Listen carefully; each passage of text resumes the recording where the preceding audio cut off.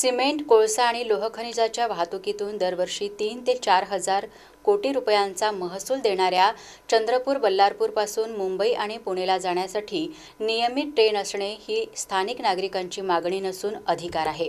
पुणे किंवा मुंबईला शिक्षण आणि नोकरीसाठी जाणारे या भागातील हजारो युवक, त्यांचे आई-वडील तसेच व्यवसायानिमित्त जाणारे व्यापारी आणि इतर सर्वसामान्य नागरिकांना या अधिकारापासून गेली अनेक वर्षे वंचित ठेवणाऱ्या रेल्वे प्रशासनाचा धिक्कार करण्यासाठी जनविकास सेनेने धो पावसात आंदोलन केले।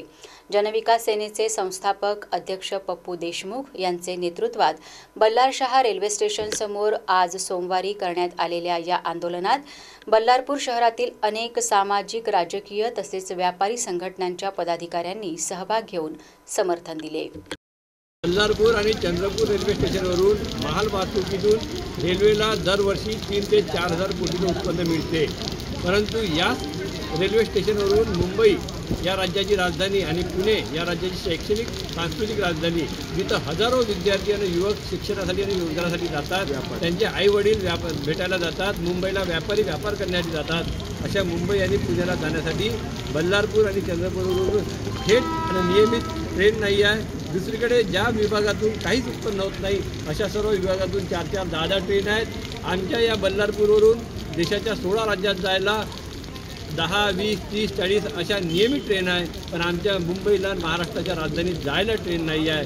हा आमच्यावर अन्याय आहे। इथून नियमित ट्रेन सुरू करणे हे रेल्वे प्रशासनाचं कर्तव्य आहे आणि आम्ही 3,000-4,000 कोटी रुपयाचं उत्पन्न देतो, म्हणून तो आमचा अधिकार आहे। या ठिकाणावरून मुंबई पुणेला नियमित ट्रेन सुरू करावी, आमचा अधिकार आम्हाला द्यावा। बंद केलेली बल्लारपूर सेवाग्राम एक्सप्रेस सुरू करावी, लिंक एक्सप्रेस। त्यानंतर तेलंगणातून येणाऱ्या रामगिरी एक्सप्रेस असेल, भाग्यनगरी असेल किंवा काजीपेठ असेल, या नियमितपने सुरू कराव्या।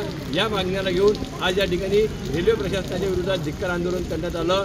जर जनतेच्या मागण्यांची, जनतेच्या अधिकार देण्यासाठी जर विलंब लावला रेल्वे प्रशासनानं, तर यापुढे आम्ही वेळ आल्यास त्यांची माल वाहतूक रोखून धरू, याची पूर्ण जबाबदारी रेल्वे प्रशासनाची असेल। हा इशारा आम्ही या ठिकाणी या धिक्कार आंदोलनाच्या माध्यमातून रेल्वे प्रशासनाला देत आहोत।